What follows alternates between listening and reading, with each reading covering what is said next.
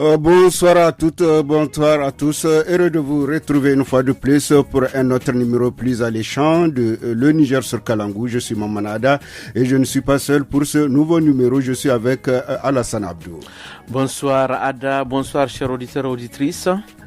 Et c'est toujours un plaisir de partager ce moment exceptionnel avec nos auditeurs et auditrices tout en écoutant les bonnes sonorités nigériennes. Et oui Ada, un big up à la technique. Aminatou est là avec nous, régie de l'antenne, c'est toujours la dame de fer de l'aéroport et également Adam Dawachi, la chef d'édition.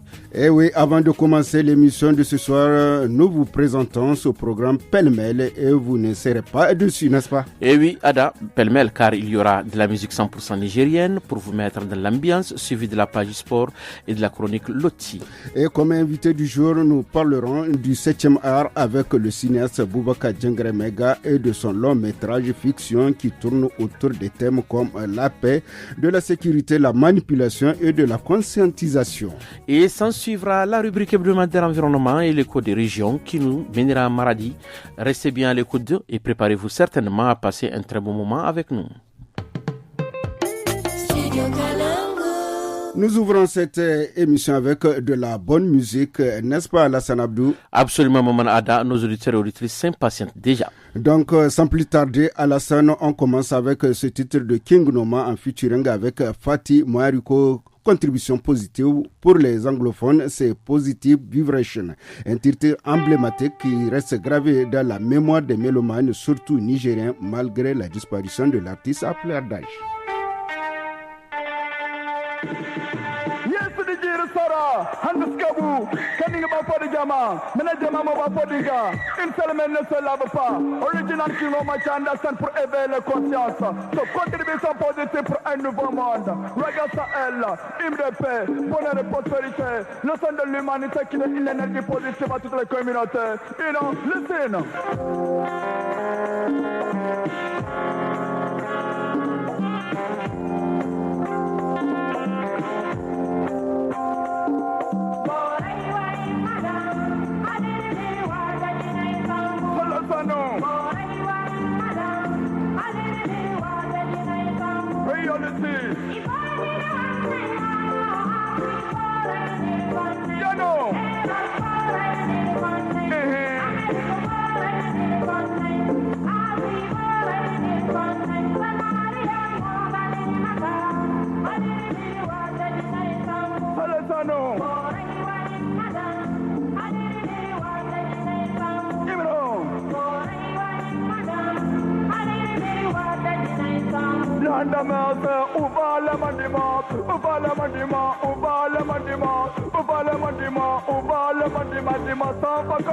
La nature est belle, mais le monde est rebelle.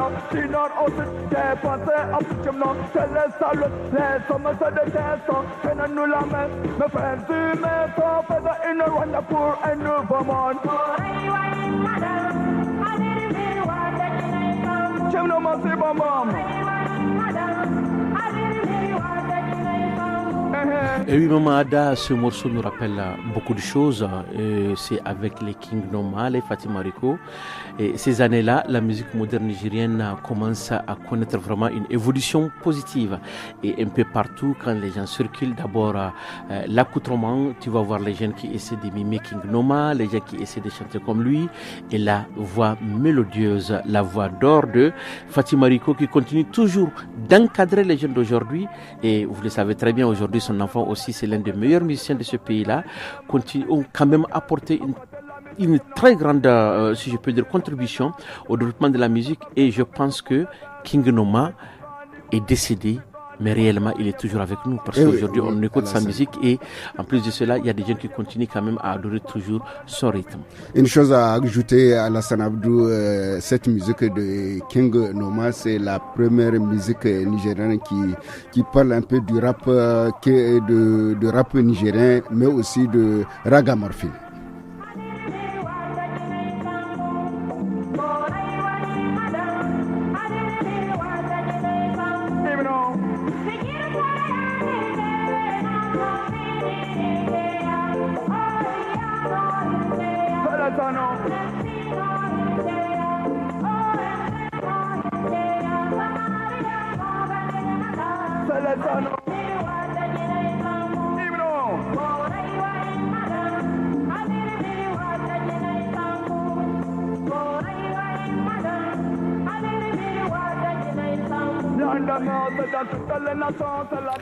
Et oui, nous dirons tout simplement, nous présentons tout simplement nos excuses à nos auditeurs parce qu'il y a ceux qui veulent continuer à suivre la musique. Oui. Mais on a des bonnes choses aussi à présenter.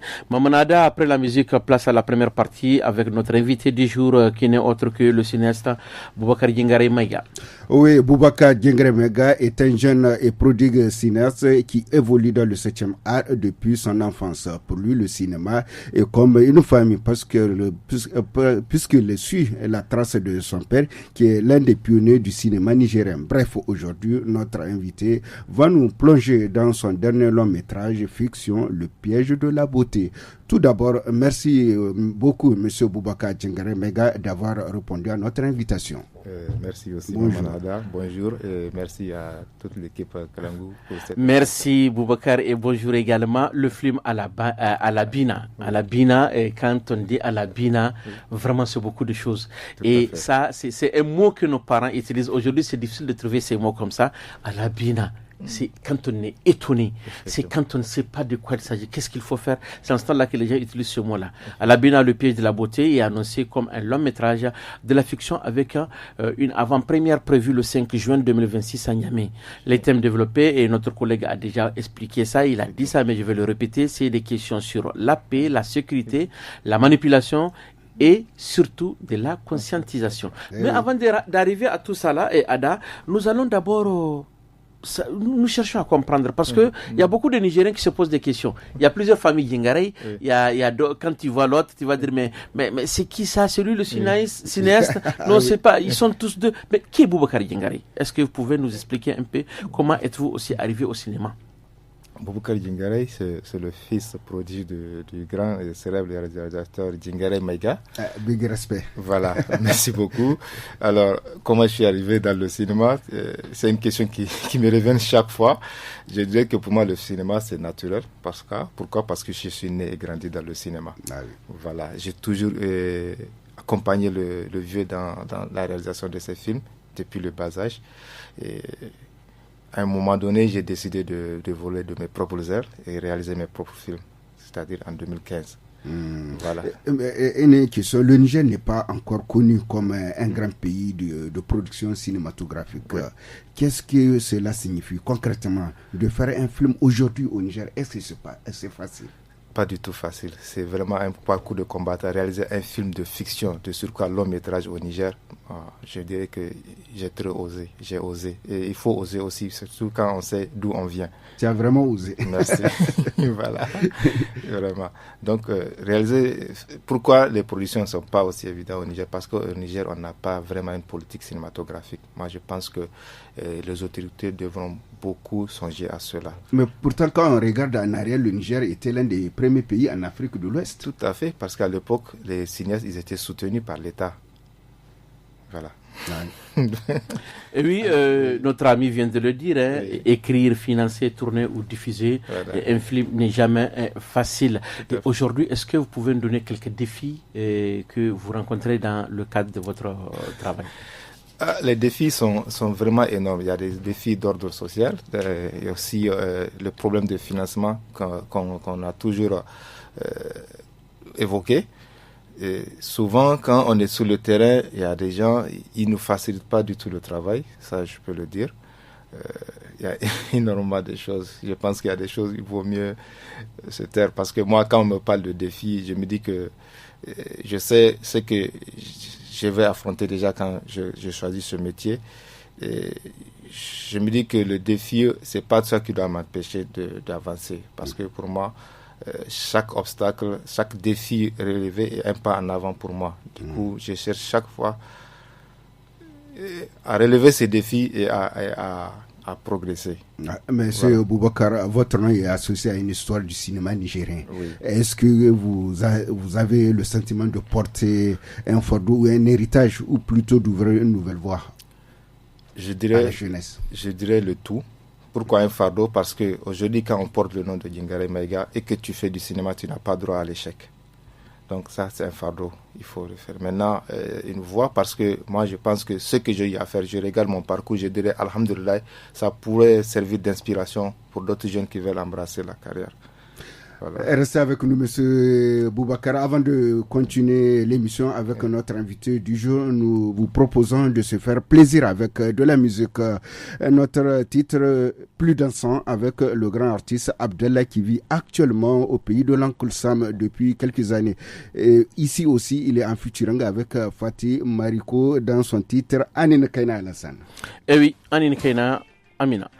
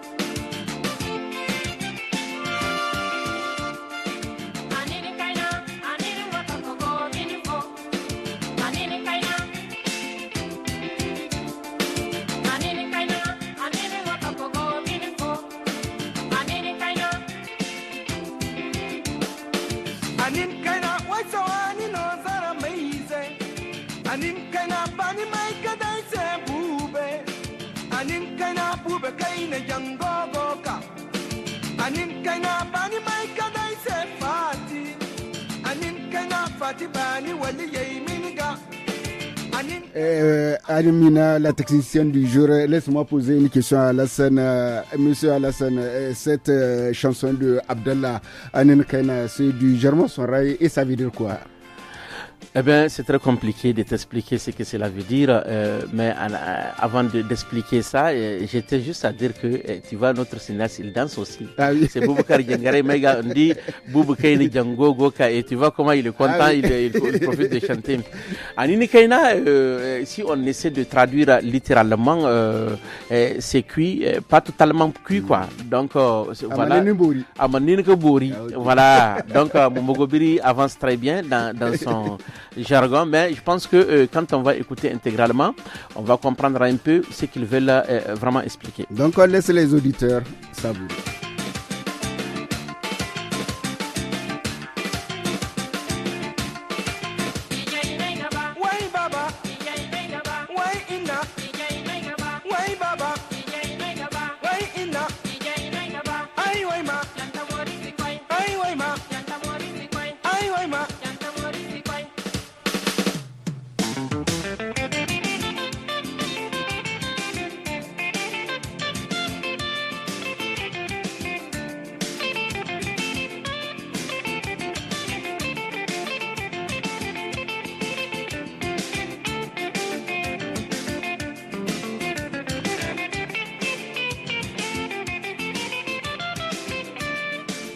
Donc, Ada, pour t'expliquer concrètement ce que Abdallah veut dire avec Fatima Rico en featuring, c'est que d'abord, c'est pour te dire que c'est des rythmes traditionnels qu'on connaît déjà.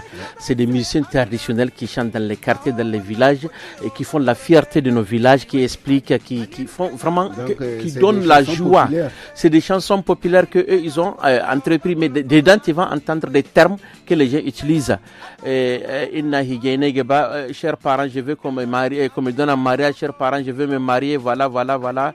Et quand tu te maries, voilà comment les choses vont se passer, ainsi de suite. Donc c'est vraiment des chansons populaires, c'est des danses traditionnelles qui ont existé et qui continuent d'exister, même si aujourd'hui les jeunes préfèrent plus le rap et autre chose.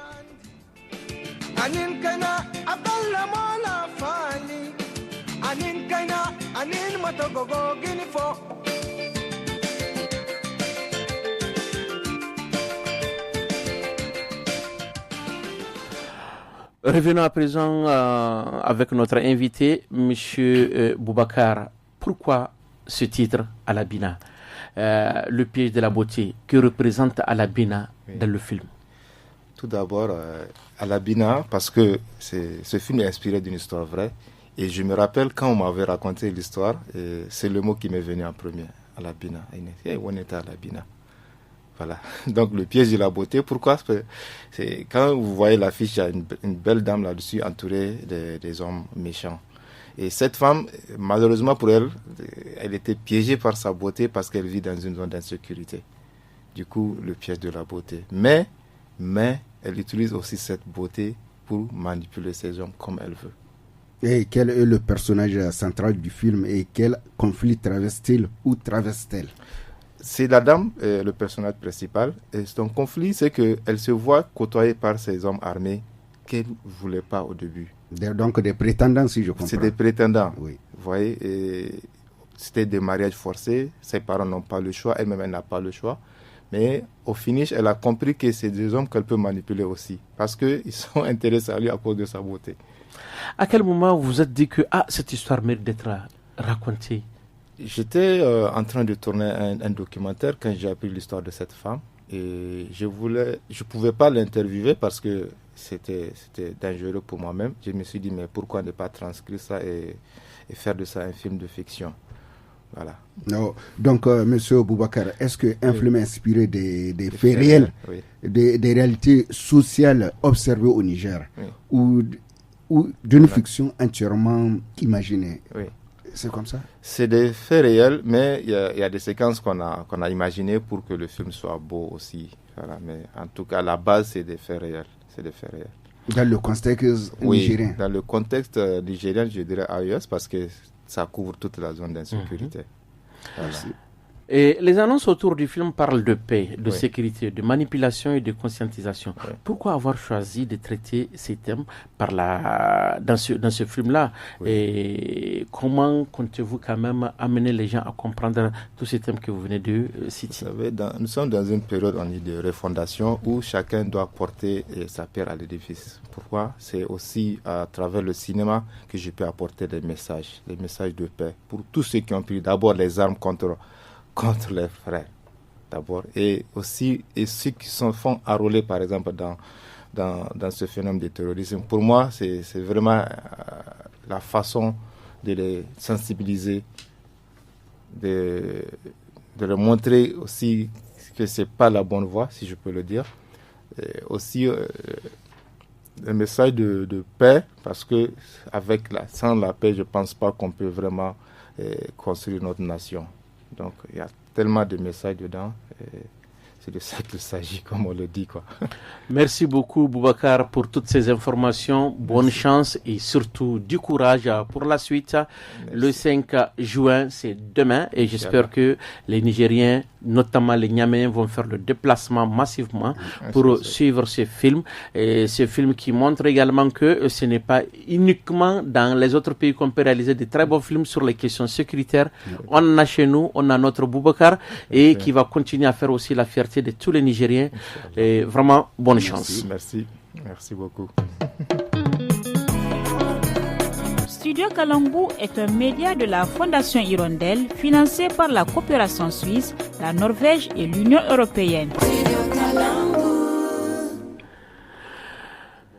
Merci beaucoup, merci Boubacar. Après toutes ces informations aujourd'hui, nous allons parler également de notre rubrique, la rubrique hebdomadaire éducation numérique. Nous avons un sujet qui préoccupe de nombreux parents. Oui, à quel âge devrait offrir un téléphone portable à ses enfants? Ousmane Mahmoud, responsable du desk numérique, nous en dit un peu plus. On l'écoute.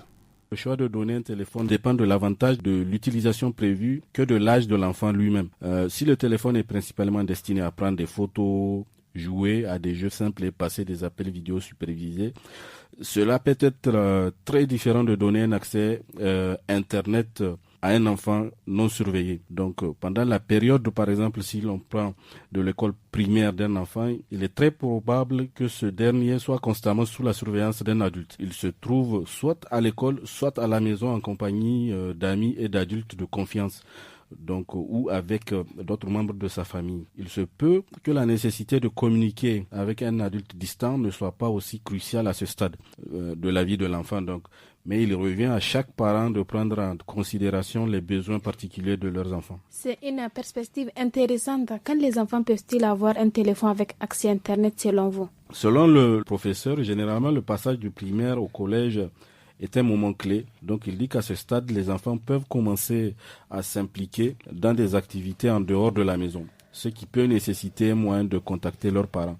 Donc beaucoup reçoivent leur premier téléphone à l'entrée en 6e. Et une fois que les enfants ont un téléphone, comment pouvons-nous assurer leur sécurité en ligne? Alors la sécurité en ligne, elle est cruciale. Donc les parents doivent vraiment avoir des conversations ouvertes sur les risques numériques sans dramatiser, évidemment sans faire peur à l'enfant. Alors le chercheur dit aussi qu'il faut rassurer l'enfant, lui dire qu'il peut venir avec ses problèmes sans crainte de réprimande. Donc il ne faut pas que l'enfant ait l'impression qu'on va le punir si on découvre quelque chose ou un problème sur son téléphone.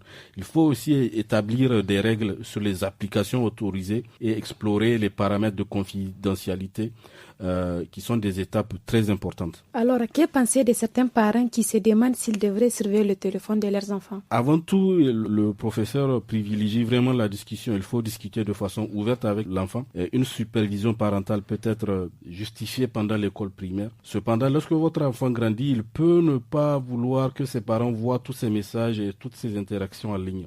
Sachant aussi qu'il y a la Convention des Nations Unies relative aux droits de l'enfant qui stipule clairement qu'un enfant a aussi le droit au respect de sa vie privée. Alors, géolocaliser son enfant, est-ce une bonne idée? Alors, c'est tentant, mais cela dépend des familles. Donc, certains le font de façon ouverte, d'autres trouvent cela un peu effrayant. Donc, la question qui se pose ici est de savoir si les parents s'assurent que leur enfant est en sécurité ou s'ils veulent savoir à son insu ce qu'il fait en ligne. Donc, c'est deux choses différentes. Il convient également de se demander si ce type de technologie n'est pas en réalité faussement rassurante. Elles permettent aux parents de savoir où se trouve leur enfant, mais pas nécessairement de savoir s'il est en sécurité ou ce qu'il fait. Après l'éducation numérique, chers auditeurs, place à présent à l'écho des régions, cap sur Maradi, la capitale économique, où nous nous intéressons aux actions entreprises par le chef de quartier et les populations pour prévenir surtout les inondations. En effet, le quartier Bagalam figure parmi les zones les plus touchées par les inondations de l'année dernière. Isaka Korba, représentant du chef de quartier de Bagalam, revient sur les actions menées au micro de Adama Dawaki. Wani aiki ne kun ka ɗoka na takamaimai da za a ca yau in ruwa sun ka zo ma hankalin ku bai ya tashi. Suna nan mayan namu suna dibobin santocin da ya kamata a bi ko ɗan ƙasa ko ɗan moto ko ɗan mota ana aiki na gyare-gyare wani hanyoyin nan cikon da za a yi inda ke da font gangara haka sai a zuba kawo duwatsu haka a dai tare ka abu ya ƙara wakana ba lokacin da aka yi wannan kwalbati duk sana kawo duwatsu kawai hanyar gani na wajen gidan kasu wannan kwalbata da aka yi aka hidda font ta hanyar ruwa su ta tsaya to su ruwan suka zo na hannu suke zuwa. Ku a matsayin ku na 'yan unguwa kuna tare da mai unguwa ku mi an naku taimako da za ku badawa don a yi wannan aikin? To lalle muna bakin gwargwado abinda Allah hore in kana da 20 ko dala 10 ko nawa ne haka mai unguwa ce duk wani Allah sa shi na da bai sa mutum kuɗi da ba da san babu wani ya taɓa ban dala 20 saboda kishin ai wani gyare-gyare a bani in zo in kawo ana sa cikin kyas. Kyas kuke sawa gyara dangane da ruwan da damana?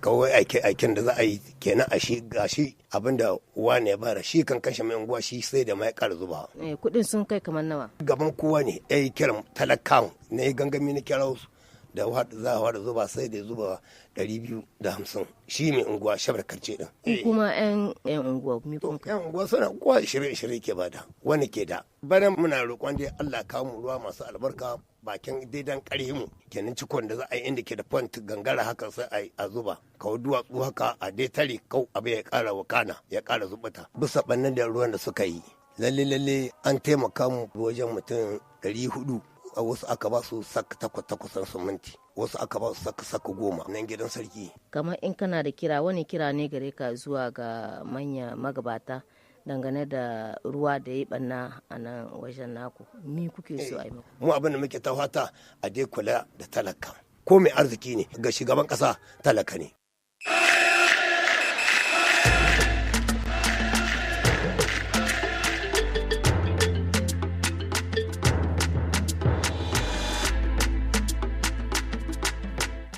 Chers auditrices et auditeurs, si vous nous rejoignez à l'instant, vous êtes bien sûr sur Niger sur Kalangou. Et oui, Ada, cette fois-ci, c'est la page sport. C'est la page sport, l'équipe nationale de football du Niger. Le MENA est en stage au Maroc pour préparer ses prochaines échéances internationales. Notre présentatrice est déjà là, Salamatou. Bonsoir. Bonsoir Alassane, bonsoir Maman Ada. Et oui, depuis le 31 mai 2026, le MENA est en regroupement à Casablanca au Maroc dans le cadre de la fenêtre FIFA de juin. Ce stage doit permettre aux joueurs du sélectionneur national Badou Zaki de travailler leur cohésion et de peaufiner leur automatisme avant 2 matchs amicaux de prestige. Le Niger affrontera d'abord les Guépards du Bénin le 5 juin avant de croiser le fer avec les Mourabitounes de la Mauritanie le 8 juin prochain. Le capitaine Youssouf Oumaroudi Balé livre ses impressions avant ces rencontres. On l'écoute. C'est des matchs tests avant les éliminatoires, donc on va les considérer comme des matchs de compétition. Demain, ça sera la veille du match. Donc on reste concentré, on reste focus. C'est comme si on entamait les 2 premiers matchs des éliminatoires. Donc il faut se fixer des objectifs, chercher les 6 points. Au pire des cas, avoir 4 points sur les 2 matchs. Donc c'est ça notre objectif. On se met déjà dans la mentalité de la compétition. Le message, c'est toujours la cohésion, parce que on a toujours prôné la cohésion. On n'a pas des superstars comme les autres pays, mais quand on est unis, on arrive à faire des belles choses. C'est ce qu'on a fait au Ghana, en Zambie et tout, parce que autour de l'équipe, on sentait vraiment la ferveur. Et entre nous, les joueurs aussi, on a essayé au maximum d'être toujours ensemble. Ça nous rapproche un peu plus. Ce qu'on attend, malheureusement, on ne peut pas jouer les matchs à domicile, mais ce qu'on aimerait peut-être avoir, c'est peut-être avant les éliminatoires, au moins rester 3 jours à Niamey pour une préparation, pour être à côté du peuple, pour qu'ils puissent voir les joueurs. Vous voyez, donc c'est très très important. Si les moyens le permettent, ça serait bien que l'État puisse le faire. Donc ça va beaucoup nous arranger. On sera proche, malgré qu'on va jouer les matchs en déplacement. Mais au moins c'est un regroupement à Niamey où on sera capable de voir tout le monde. Les séances seront ouvertes et tout. Ça va être très très bien. On aimerait avoir leur soutien, leur prière. Il faut qu'ils commencent à croire à cette jeune génération. Parlons à présent des éliminatoires de la Coupe du monde féminine U17 FIFA à Maroc 2026, Salamatou. Les matchs retour ont tenu toutes leurs promesses avec des surprises et des scores marquants. La Guinée s'est lourdement inclinée face au Nigeria, subi à 0. Il faut le rappeler aussi, lorsque les Guinéens étaient au Niger, ils nous ont battus aussi 5-0 et le match retour s'est soldé 5-2. Et on continue avec les scores. L'Afrique du Sud et la Tanzanie se sont neutralisés 0 but dans un match très serré, riche en occasions, mais sans but. Le Sénégal et le Cameroun ont également terminé sur un score vierge 0 but partout avant que les Lions de la Teranga ne s'imposent au tir au but 5-4. Le Ghana a balayé le Libéria avec un score sans appel de 6 buts à 0. L'Éthiopie a pris le dessus sur le Burundi 2-1. Le Kenya et l'Ouganda se sont quittés dos à dos, un but partout. La RDC Congo a été battu par la Zambie 2 buts à 0. Enfin, le Bénin a dominé la Sierra Leone 2-1. Les pays qualifiés pour le dernier tour est le Nigeria, l'Afrique du Sud, le Sénégal, le Ghana, l'Éthiopie, le Kenya, la Zambie et le Bénin. Et c'est tout pour la page sport de ce soir. Merci. Et oui, mais la surprise ici, Salamot, c'est surtout la défaite des Camerounais. J'ai suivi le match à la télé. Cette équipe a très bien joué, mais malheureusement, ils ne sont pas chanceux. Merci pour toutes ces informations apportées pour nos auditeurs.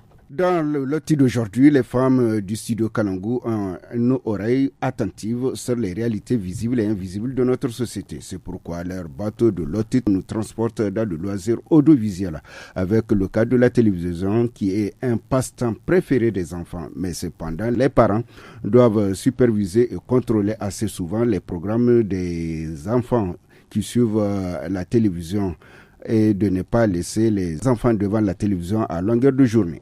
On écoute les conseils de l'équipe femme du studio Kalangu. Wai, wallahi mun kwaso gajiya. Barka, Roma. Ai barka ka dai ke dai bari yau mun kwaso gajiya sosai. Ai gajiya kai akwai ta. To, wai ma ina yaran suke? Ai ya ci a ce sun sabko daga makaranta tun ɗazu. Lalle dai kam.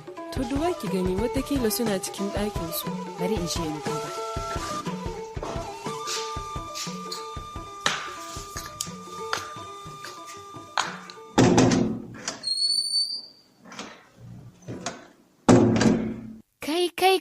Kai, mi nike shirin gani, mi kake kallo? Subhanallahi, kashe mini wannan kwamfutar, kowa ya koya maka kallon wa'annan mugayen abun? Bari babanka ya zo za ka gane kurenka. Ke, ƙawata wai lafiyar ki kwa? Anya kina jin da kike ihu haka, ko ina ana jin ki har bakin ƙofa. Ruma bari abin ne ya fi ƙarfi na. Ai ke ma dan baki ga abin da na gani bane. Marwan ke kallon irin mugayen shafukan nan na yanar gizo akan kwamfutarsa. Kwamfuta kuma? Shi yanzu wannan ɗan mitsitsin yaron har da kwamfuta kuka bashi? Haba, to dan yayi mi da ita ma wai. Ai wai abokanansa na makaranta ne ya gani suna da shi, ya zo ya ɗora wa baban shi kuka sai an saya mishi guda, sannan baban ya sayo mishi. Amma yanzu, kin ga wannan al'amarin ya fi ƙarfi na wallahi Ruma. Ko mi muka gaza a cikin tarbiyyarsa? Ke ƴar uwa, kwantar da hankalinki kin shi. Ai ba zancen tarbiyyar da kuka bai wa ‘ya'yanku ba ake yi a nan wurin. Masu ɓata sun nan a waje ne suke, shi ake magana a nan. Kin gane wato mugayen abokai. A makaranta ko cikin anguwa? Mana, ai ni ma na samu irin wannan matsalar kwanakin baya da ɗiyata Safi. Dan Allah, kuma baki taɓa min magana shi ba. Da gaske ko nake miki ƙawa, amma fa akwai mafita a nan. To, taimaka mini ƙawa, ni dai wannan abun ya ɗarme mini kai sosai. To, da farko dai ki sani, kariya da tarbiyyar ɗiyanki tana da dangantaka da kulawa da su, kamar kulawa da fita da dawowarsu, da kuma abokanan da suke yawo tare. Amma fa, ba tare da kin sha musu kai ba, sai kuma kin lura sosai da abubuwan da suke yi akan yanar gizo. Kuma zan ƙara jaddada miki, kar ki matsa musu, kar ki tsatsare su, kar ki tauye hakkinsu. Wai, ni kaina, to yaya ma zan iya yin wa'annan abubuwan duka da kika zana mini? Ki sani, incin da ke gare ki a matsayinki na uwa bai da sauƙi ko ɗaya, don idan kika matsa ma yaro zai iya kangare miki gaba ɗaya ya kumbishire miki a duk sanda yake ƙara girma, sai kin kama jikinki sosai. Dan Allah, ki rage wannan dogon ilimin naki, ki tsaya, ki yi mini bayani da kyau akan yadda kika magance matsalarki da iyaki. To in dai har akan kwamfuta ne, abu mafi sauki shine ki samu manhajar nan wanda uwaye za su iya lura da duk abin da ke faruwa akan kwamfutar ɗiyansu. Ki sauke ta akan kwamfutar shi. Sak za ki rinka ganin dukka wani abu da yake yi akan kwamfutarsa. Kuma duka irin mugayen shafukan nan za ki iya taushe su yanda ba zai iya hawa a kansu ba, har da mugayen firarrakin nan ba zai iya yi ba.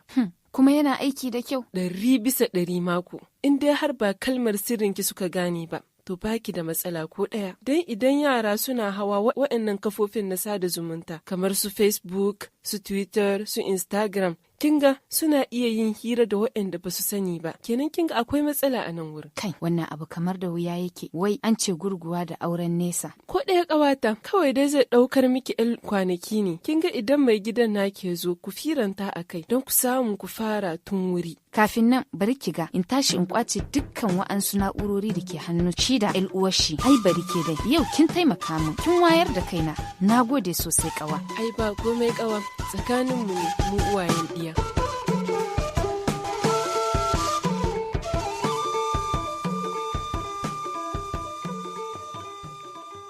La rubrique Loti du jour, merci pour vos multiples conseils.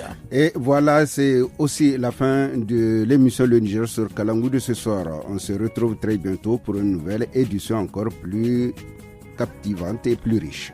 Et oui, au micro, c'était Maman Ada. Et Alassane Abdou. À la technique, Aminata Hassan. À l'édition, Adam Adawaki. Passez une excellente soirée.